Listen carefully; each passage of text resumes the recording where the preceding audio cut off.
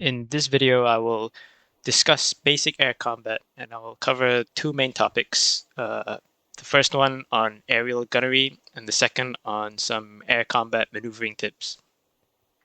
So for aerial gunnery, we'll start talking about the weapons. So basically guns, machine guns, cannons, that sort of stuff.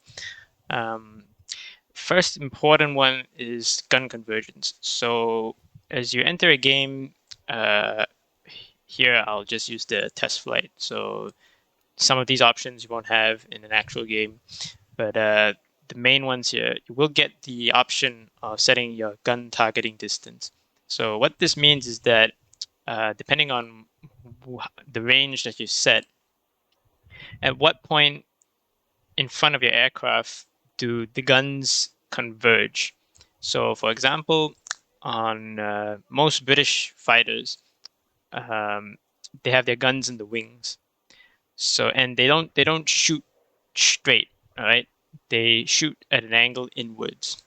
So what we're talking about here, about the convergence, is that if I have it here set at 500 meters, at 500 meters in front of the aircraft, the the guns in the wings converge at that point. So they're not all spread out, and they're not just shooting like straight out. You sort of get as much mass in terms of bullets at that one point in front, depending on what range you set for the gun convergence.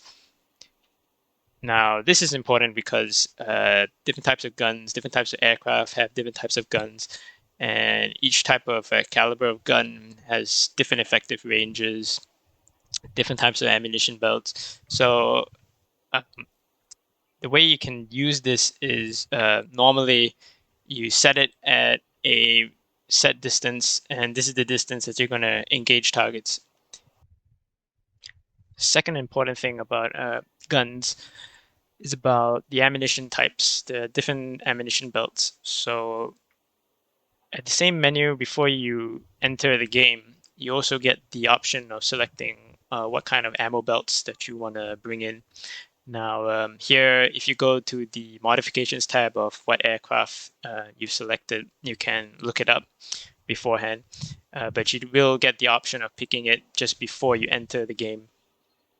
So for example, here for the Mark 9 Spitfire, I've got the 7.7, the 30 cal machine gun here, and 4 different belts.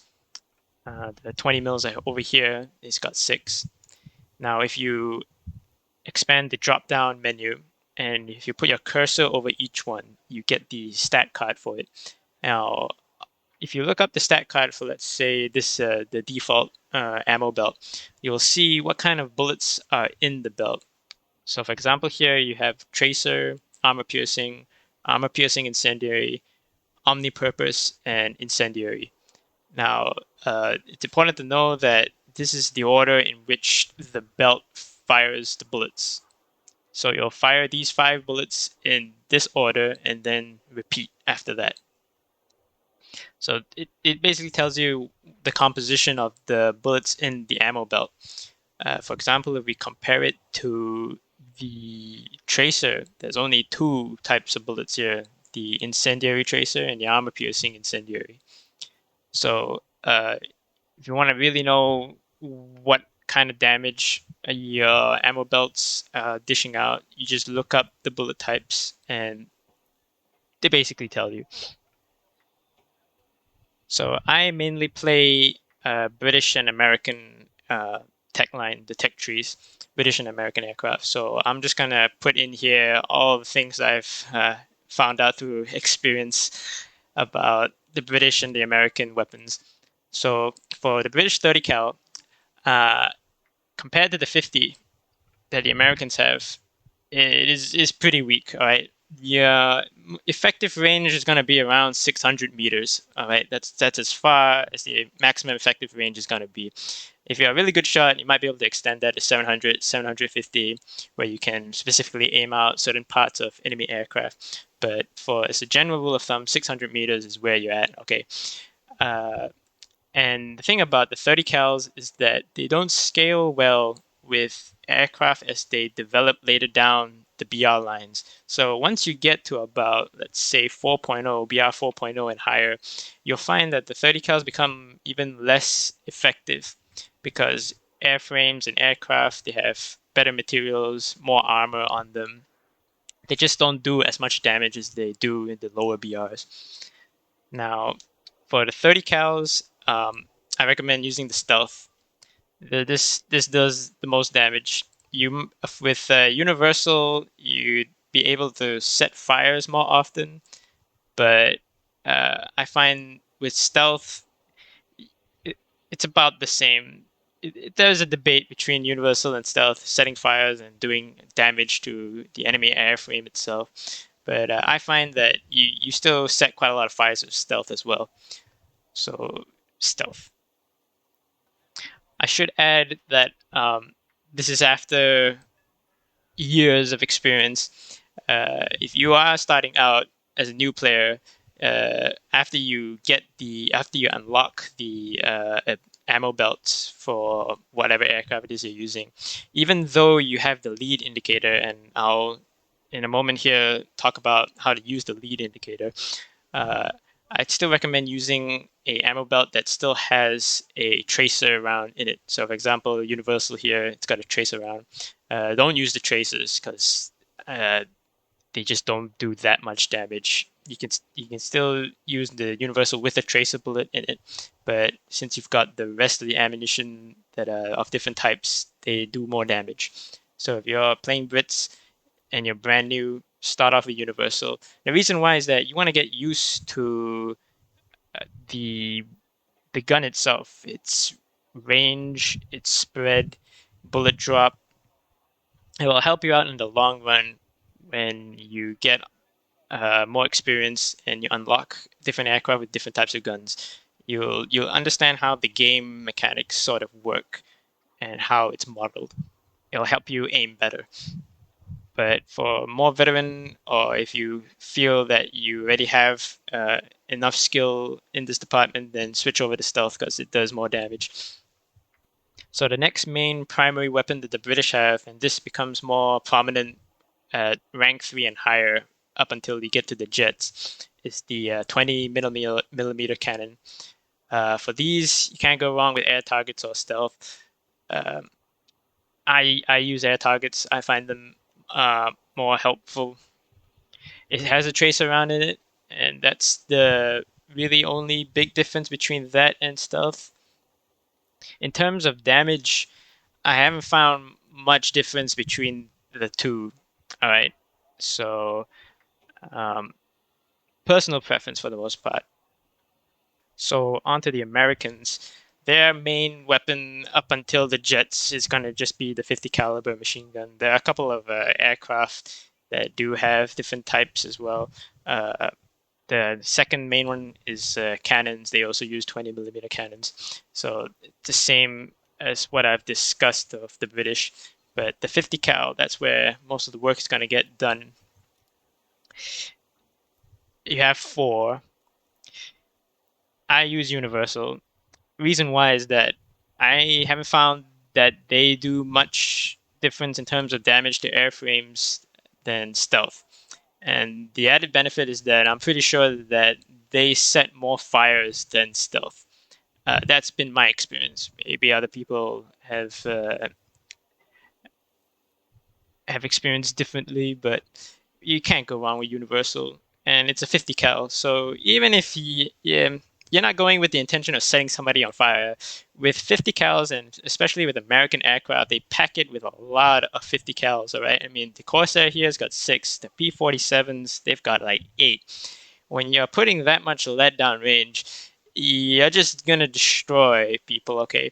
Now, I started off playing Great Britain, and I was just using 30 cals and the 20 mils when I got it unlocked. And once I started grinding down the American tech line and started using 50 cals, uh, I mean, all you need to do is just look at the guy and he will explode, because that is really the kind of difference in terms of damage between the two guns as they are modeled in game.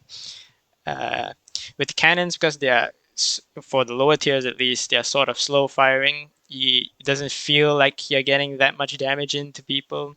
You technically are because it's a much larger bullet, but that's just how, in my experience, it's worked out so far. Now, for 50 cals, your ranges are much longer in terms of effective range than the 30 cal. For them, the effective range can go easily 1.5 kilometers.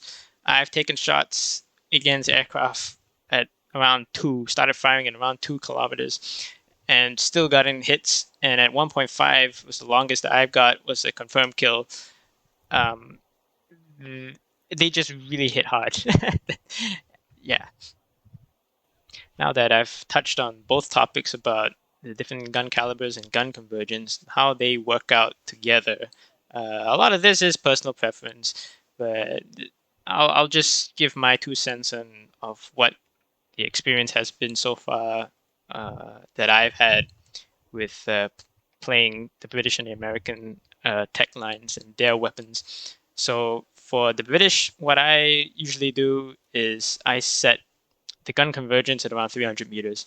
Now, a lot of people out there probably thinking, well, that's really close. Well, as I've said, with the 30 cals, you don't get that much. The effective range is short, and in terms of damage, they don't do that much. So the closer you are, however, the more damage you're gonna be able to inflict. So for me, you set it at 300, but it doesn't mean that you have to engage at 300. All it means is that the guns converge at 300 meters. Now, what happens after that point is that the bullet's still flying, right? So at 600 meters, the spread of the guns become, uh, well, you can guess, is around the same as the distance between the length of your wings, right? Because they're converging only at 300, but they extend out further beyond that, much further. So for me, at 300, I know that I'll be able to get in, have all the 30 cals lined up, and dish as much damage as I can. And if he's further out than that, I know that I can still put a lot of lead in a relatively small space and still do damage.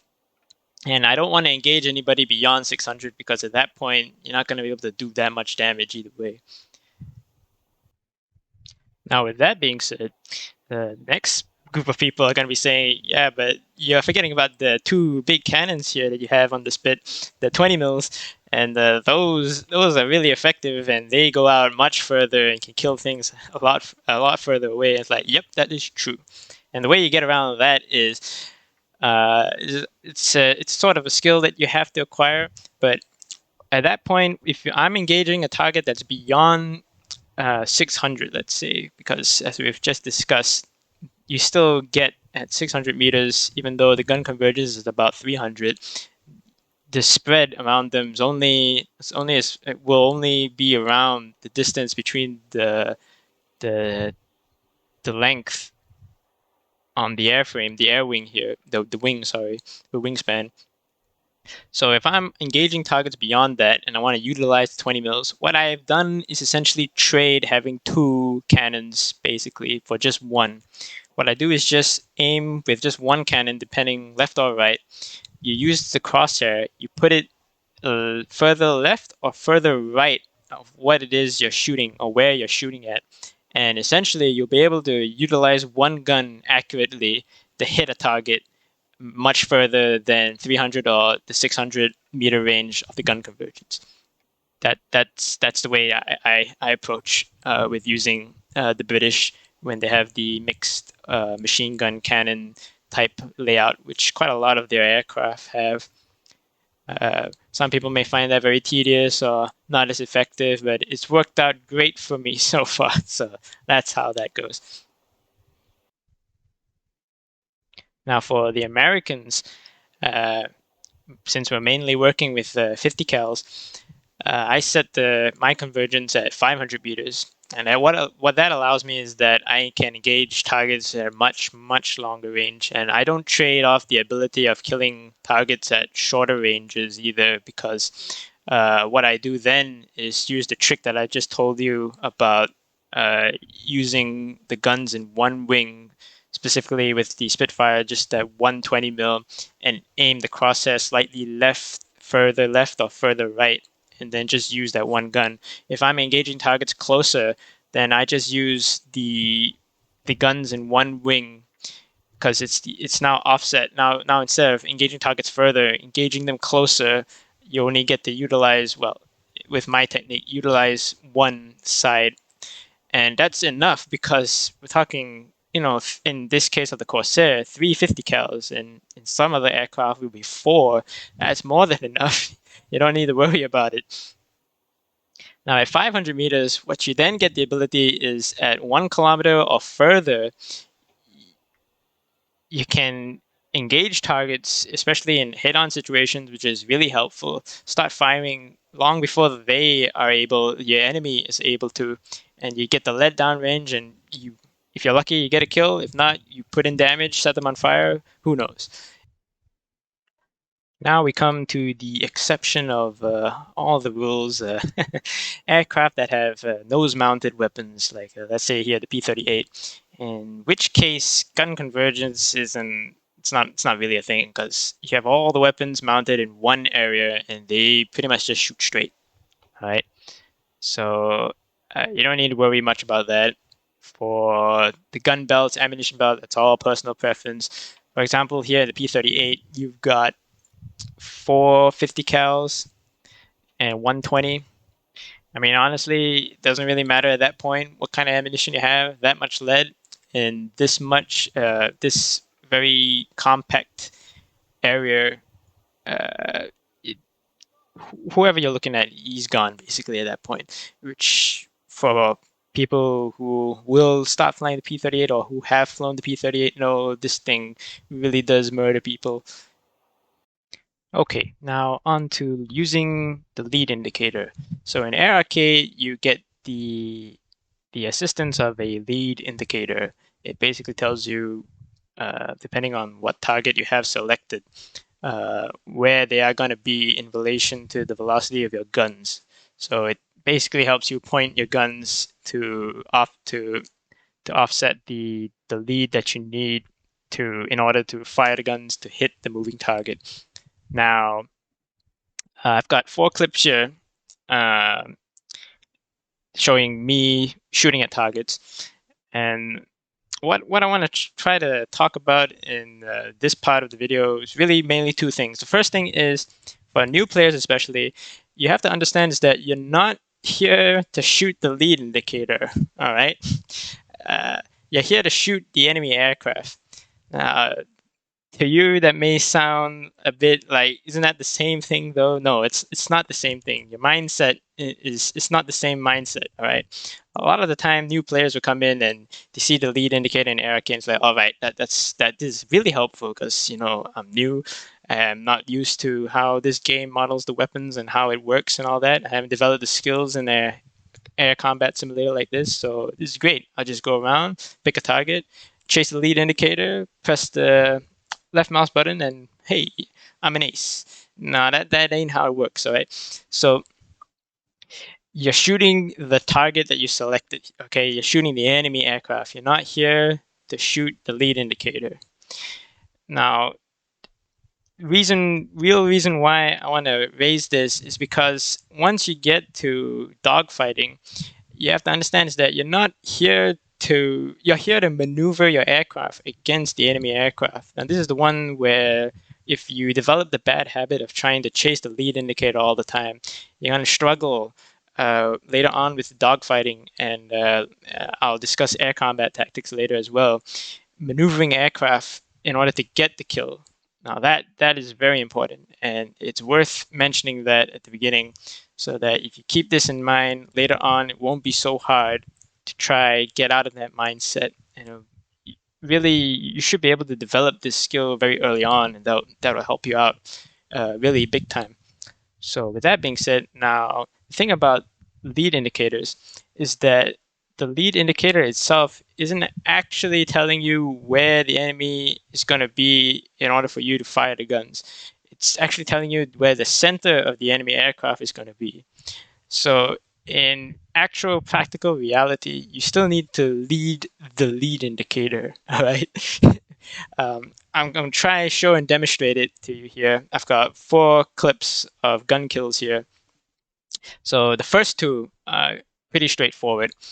The enemy aircraft is flying in a straight line. You've got the assistance of the lead indicator, but what you're going to see me do is that I'm going to be leading slightly in front of the lead indicator. And what that allows me to do is put in shots slightly ahead where the enemy's engine, the pilot, all of the really critical systems of an aircraft, where it is, I'll be able to put the shots into that.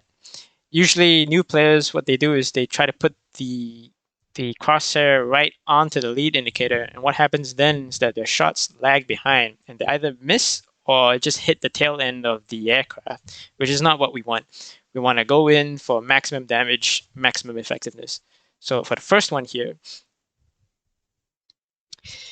I'm diving down into P-38 against this 109. The lead indicator pops up. And if we just rewind it a bit back, as you can see,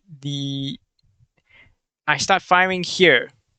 The crosshair is slightly ahead of the lead indicator. It only needs to be slight, all right? Because most of the calculations for calculating how much of a deflection you need to give is already been done by the lead indicator. But the lead indicator itself is not a true reflection of where the aircraft is going, all right? You have to go a little bit further. And the reason why is because enemy aircraft or whatever target that you're shooting at, it's still moving, still in certain terms accelerating forward, all right? And that's not taken into account with the lead indicator that War Thunder provides. So if we just rewind it a little bit more, if you pay close attention, most of the shots I keep in front of the lead indicator. I try to keep it. In this case here, as you see, after the kill is confirmed, I've already dropped it behind, but it starts at the front,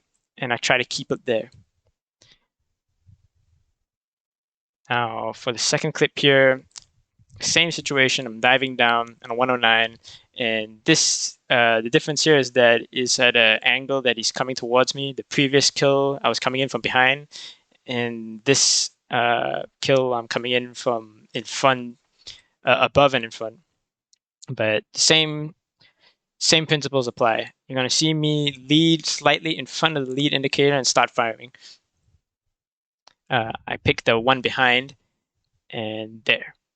This one might be a little bit easier to notice, so I'm aiming for the second one, not the first. I switched mid engagement here. So I start firing around here. Now I'm lagging behind. Now I'm trying to compensate back by pulling it back forward. And you'll see that the final shots that actually kill this aircraft occur not when it's at the lead indicator or behind, but in front. There, right there. That's the kill. Now the next clip I'm going to be showing you is a little bit more advanced, and reason why it is that you need to compensate for where the target is accelerating. So right here, there. Okay, so this 109 here is stalling, okay? Which means that even though that the lead indicator here is still pointing where he's traveling, in this case it was upwards, and he's now trying to come into a turn, a dive, sorry, because he's stalling. What we're aiming at, and what I'm aiming at here, is not in front anymore. It's behind the lead indicator, all right? Because he's now moving not in front. He's not accelerating forward. He's stalling here. He's dropping down. So I'm aiming below the lead indicator because that's in the direction of where he's traveling now. The lead indicator is still telling you where the center mass of his aircraft is still going to be. But as I've said before, you need to compensate for where he's moving, the acceleration of the aircraft. So if you look at it again, I'm shooting below that lead indicator, and I get the kill. I've got one more clip here where it's a head-on deflection shot of an aircraft that's turning into me, and the same principles apply. There's an A-36 that I'm engaging here. Now he's turning in hard, and I'm not aiming in front anymore. I'm aiming behind. Now I don't get the kill here. I couldn't get footage of me getting a kill at a deflection shot at this angle. I was pretty low. I'm pretty low on footage at this point in time, but I got pretty good hits. Hit his engine. He's leaking fuel and oil, I think. But if you come back here and pay attention, I'm trying to put the crosshair behind this because in relation to the aircraft that I'm shooting at here, instead of shooting in front where it will be here, I'm shooting behind because he's turning in to me. So we're talking about in relation to where we're looking at the screen right now. He's moving right. Okay, he's accelerating this way. So I'm aiming to offset that and get good hits.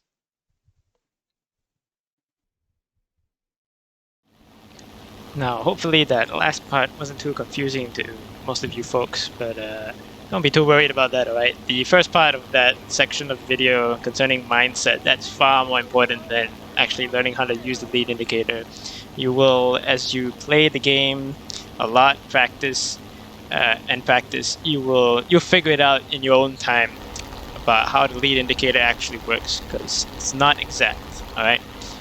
So in this last part here, I'm just going to cover two things. One, some tips on situational awareness, and an extra tip regarding getting extra degree turn rate in your aircraft in Air Arcade.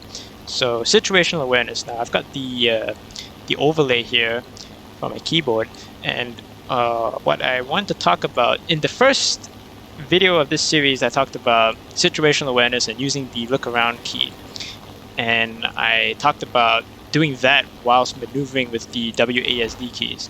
Now, one thing I forgot to mention is that the way the camera works, now if I press and hold C and try to look around the forward quarter of the aircraft and then try maneuvering with WASD, once I stop holding down the controls for WASD, you see that the aircraft then comes back to the center of the cursor where I left it when I started holding the C button.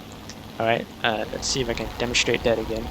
So here I'm flying straight, cursor is now set there, press and hold C, now the camera has been detached. I'm not going to try and maneuver with WASD, and once I stop maneuvering with WASD, it comes back to the center of the last known position of the cursor.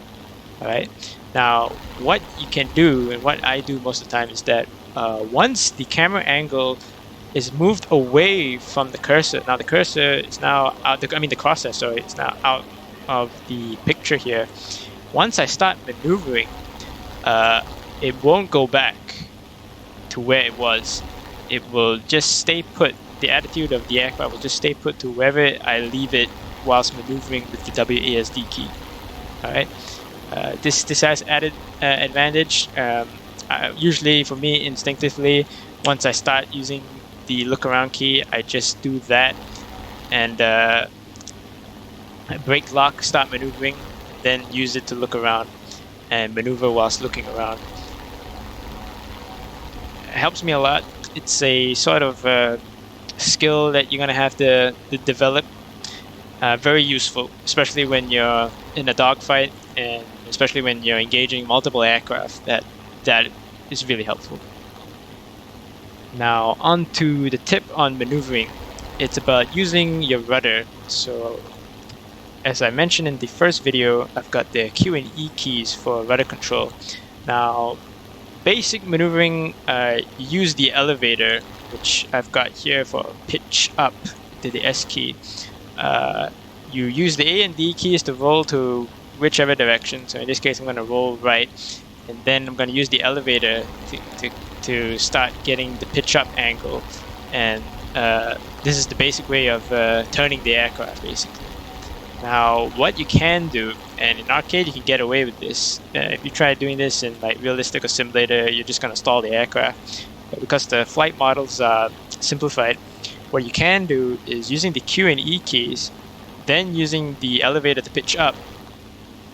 If you hold both, and in this case I'm going right, you get a really tight angle of turn than you would if you were just using the elevator and the roll.